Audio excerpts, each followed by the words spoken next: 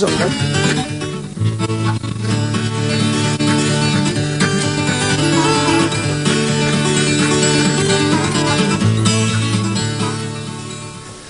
once again, I'm at one of my favorite antique shops, Upcountry, which is in Royal Tunbridge Wells. And there's a piece I want you to see. All the secretaries that I've ever looked at, most of them were built out of hardwoods. This particular secretary is all pine, very unusual. It's an English piece, and it dates to about 1800. It has some nice dovetail joints up at the corner here, which I would expect. But this is a little unusual. The breadboard edge of the top has been mitered, and that's something I think I'll do. A nice case of drawers down below with good brasses.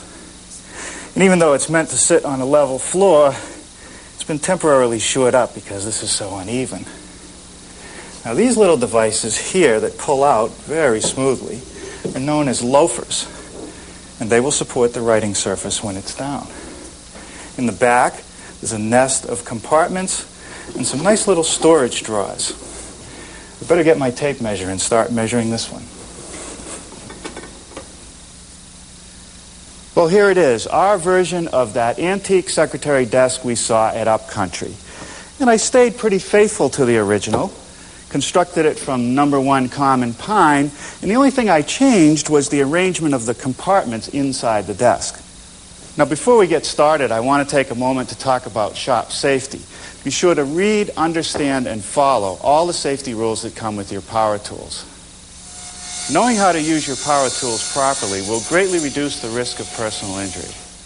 And remember this, there is no more important safety rule than to wear these safety glasses.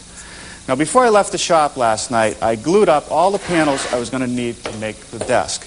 This happens to be a side panel, which is 3 1x8s. Now, this morning I came in and cut them to the right size and started making a series of dados, which will receive the drawer frames and the top surface of the desk. To make the dados, all I'm using is a straight edge clamp and my router, which is equipped with a bit the right size to match the thickness of my boards. All I'm going to do is run the flat side of the router base against the straight edge clamp.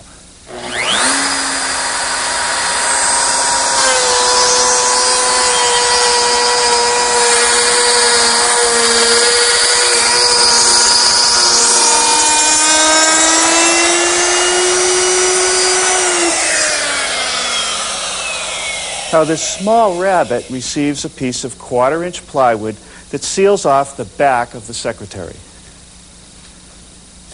Now I'm ready to make the slanted cut on the side panels. And to make sure that both ends come out identical, I've clamped the panels together here at the workbench. Installed a straight edge as a guide, and I'm going to use my circular saw up against it. Now, normally I like to keep the broad side of the base on the save section, but because of the clamps and the straight edge, I'll have to use the narrow side.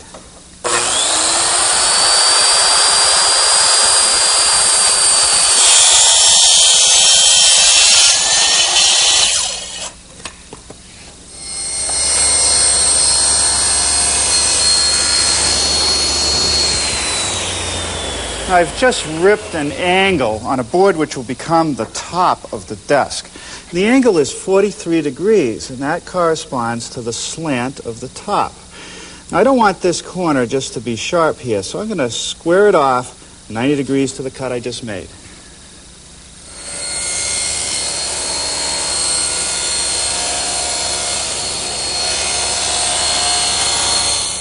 The top is joined to the side with dovetail joinery. And to mill that, I'm going to use my dovetailing jig. I followed all the manufacturer's instructions and set the top piece of the secretary in the jig with the bottom facing out, the top against the jig. And I want it to have 6 dovetails. So I have 1, 2, 3, 4, 5, 6, just properly spacing these pins. You see what's going to happen is I cut the router and come around each one of these pins, I'll form a tail. I'm using my router, which is set up with a dovetailing bit, and this little collar right here follows the jig.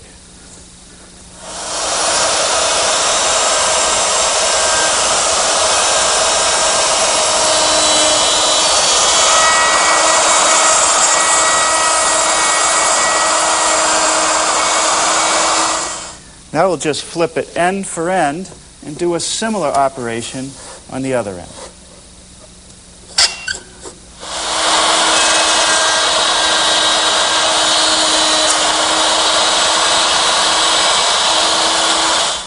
Now I take the side of the secretary and install it in the top of the jig to cut the pins.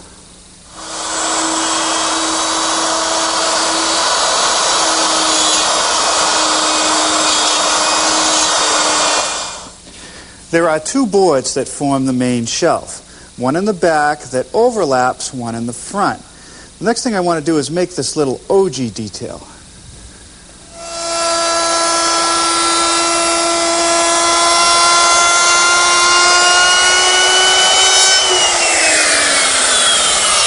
Now the bit that I'm using here is a 5/32 Roman OG.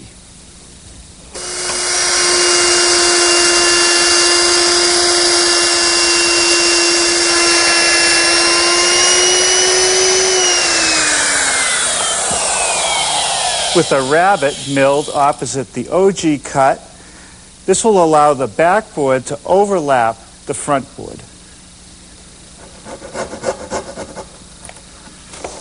Now the little notch that I've just made in the back board is necessary so that as I slip it in, it'll conceal the end of the dado cut.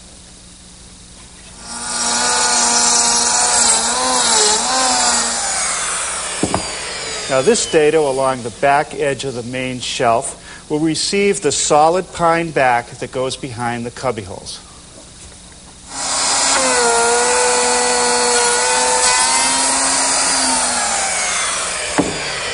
Well, that takes care of the groove in the underside of the top, which will also receive that pine backer. And even though I have a divot here, it's never going to show.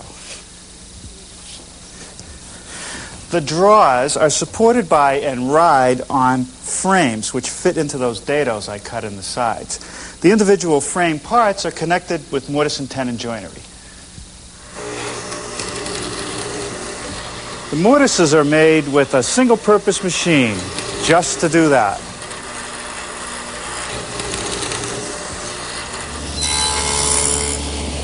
The tenons are made here at the table saw using my stacked dado head cutter. The first cut are the cheek cuts. The final step in milling the tenon was made by simply raising the saw blade up to narrow the tenon the right amount so that it properly fits in the mortise, like that. The upper frame has end pieces which are slightly wider, and it also needs a groove for this piece of pine right here, which separates the drawer and the loafer, also keeping them on track.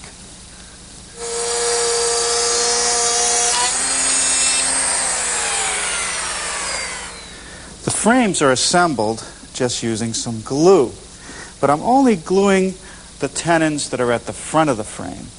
The back tenons will just float, and that's so when the frame is installed on the sides of our secretary, the side will expand and contract instead of splitting.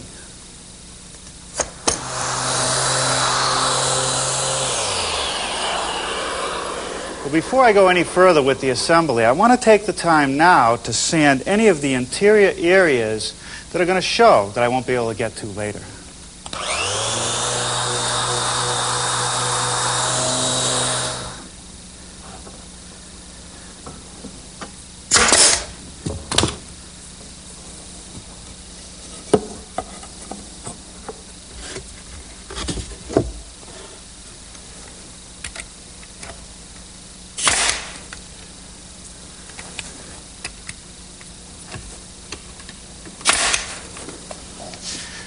And here's the 1/4-inch plywood back, which will square it up and add a lot of strength.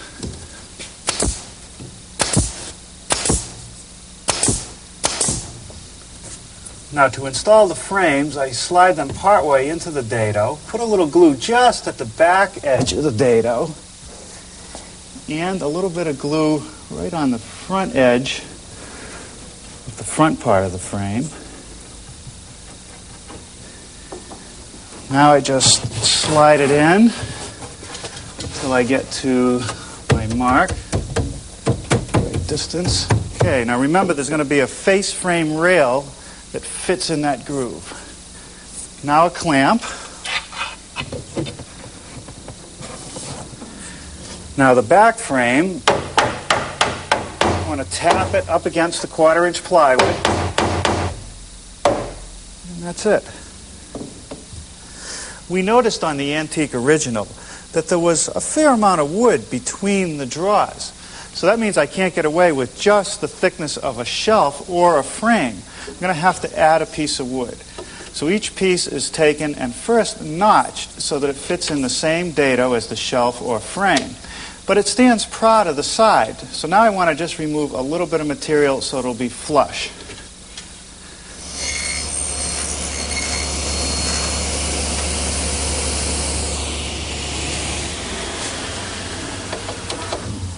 Now after I do the same detail on the other horizontal members and install them, before I leave tonight, I'm going to put this thin strip all the way down the front edge. Now it's tedious work, but it makes all the difference in the world. Well, good morning. Last night I did finish assembling the face frame, and all that's left now to do is sand it all smooth. I started by installing some cleats this morning. The one I just nailed will guide the bottom of the lower drawer. And up here at the top, there's a cleat that's just wide enough so that one side will guide the drawer and the other side guides the loafer. Now, if I tip the whole carcass up on the side, you can see that underneath each of the frames, there's also a cleat. And that'll prevent the drawer from tipping out too far as it's opened. The next thing I want to do is get started on this decorative base.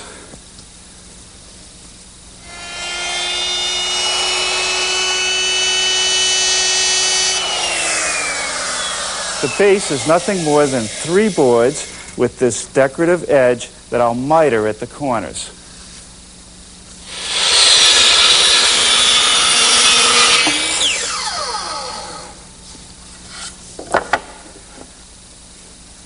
Okay, that's perfect.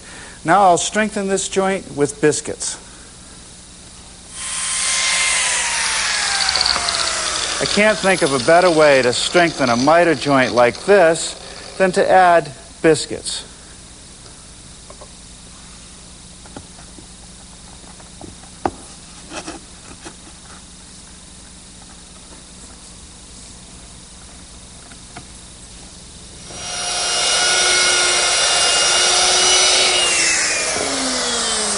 Now the feet for the secretary start out as nothing more than a 3 1/4 inch by 1 inch block of wood, and I've rounded all the corners. Now the base has had sufficient time to dry, so now I'm going to attach it to the carcass with just a few screws.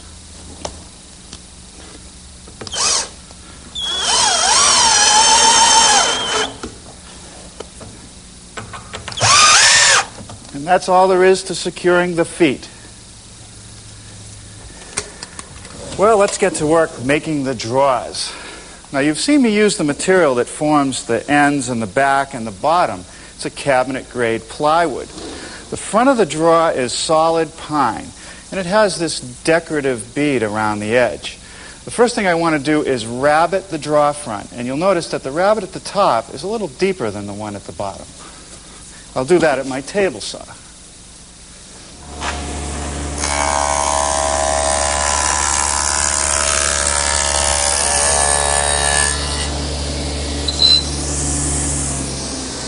This groove will receive the plywood back.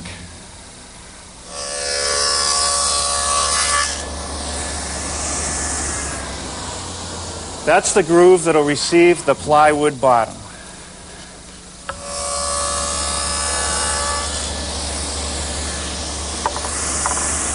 Now that's the slot for the plywood in the drawer front.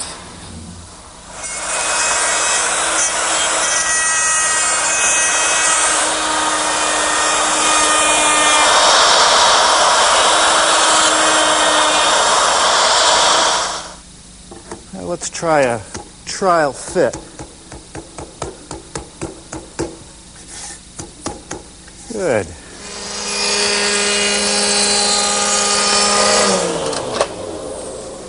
Now here's the decorative bead on the draw front edge that I've made using just a portion of the 5/32 Roman OG bit set up here in my router shaper.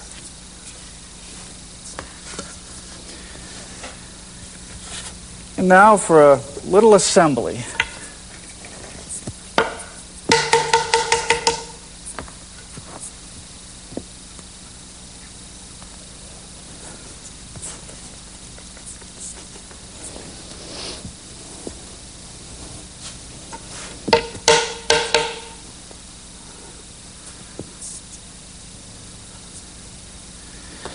Now for the back of the drawer.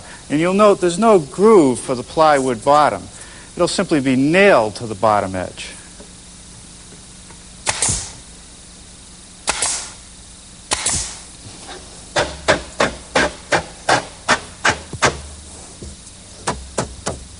Okay, it's nice and square. Now I can nail it at the back edge.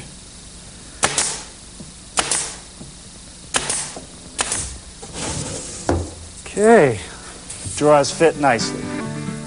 Now the loafers are made up of 2 pieces of the 1/2-inch plywood I used in the drawers glued together, a little pine front that I milled the same edge as I used on the drawers and then ripped it a little bit thinner, and a brass knob. Let me show you how it all goes together.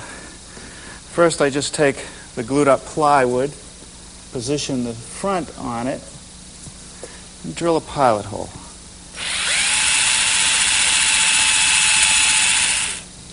Next I'm going to use one of these. It's sort of a bolt-screw combination.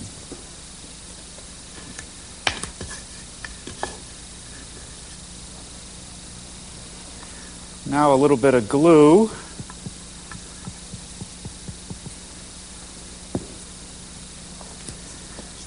Set the pine piece in place and put on this little brass knob which holds everything together. To install the loafer, I simply slide it in the slot, and then I want to install this little plywood block, which will prevent it from sliding out as it's opened.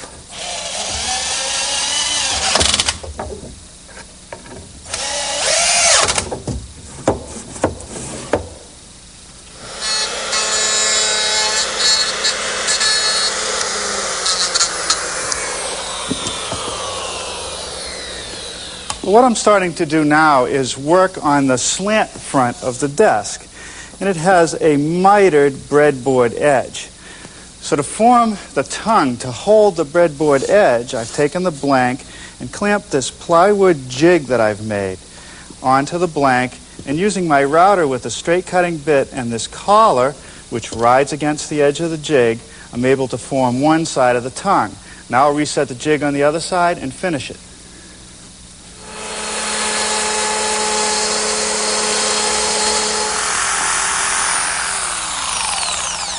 I've just removed the surplus along the edge because all I really need is a 3/4 inch long tenon. Now I want to make a groove in the breadboard edge at the table saw.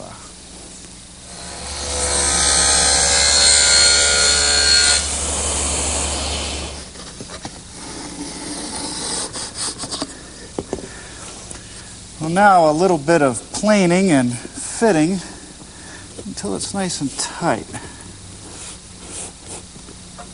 Now, the only place I want to put glue is right at the miter joint. The rest of it I want to float. Now we'll clamp it together.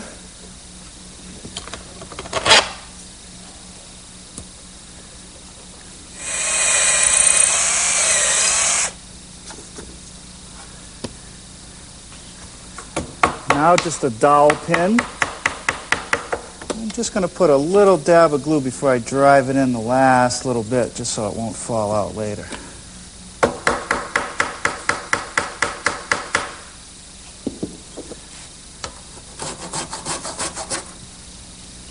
Well, while the miter's on the writing surface dry, let's get to work on the compartments, starting with the cut on the end of this horizontal piece. Each end gets 2 45-degree cuts. And I'll show you why in a minute.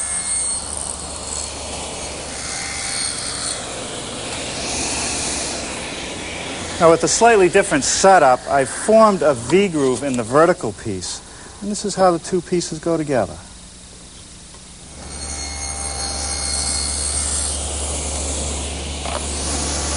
I've made these grooves by making 2 passes through the table saw, and they will receive these thin vertical partitions. Now there's a little decorative groove, and that's easy to do.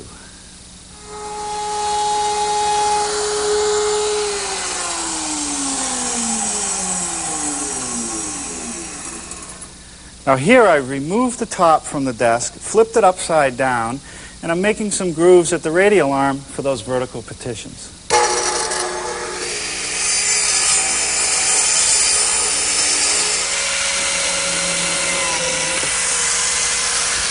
Okay, now I'm just going to dry fit everything together. I don't want to glue it until after I put the finish on the cubby holes.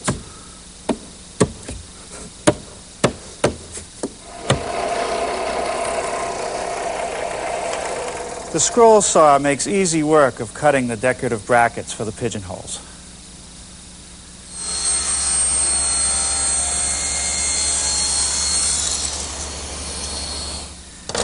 These don't get glued in until I apply the finish.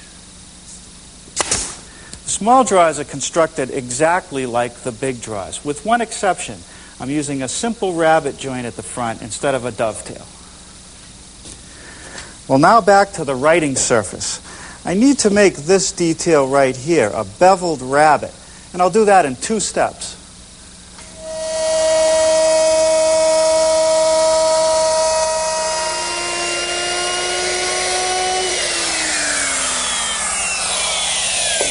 Now I'll switch bits to get that bevel.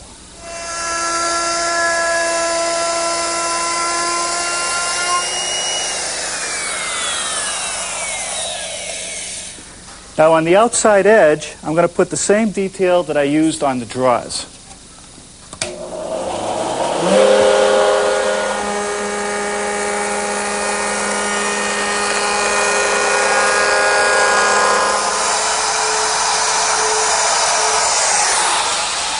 Well, you've seen this technique before. A little jig in combination with my router makes mortising for the hinges easy. Okay, a little bit of final sanding, and this will be ready for the finishing room. No wax on this piece. To get that English country look, a coat of this water-based stain, and after that dries, a couple coats of tough water-based polyurethane, and this piece will be ready for the hardware. Well, here's what it looks like after carefully laying on 5 layers of gloss polyurethane. And I'd say that this desk is ready to go to work, either paying the bills or storing those old checkbooks. It's Halloween today, and I don't want to frighten you or anything, but there are some scary monsters here on H&L tonight. Fish on Friday presents Predators from 9 o'clock. But now, here's Norm.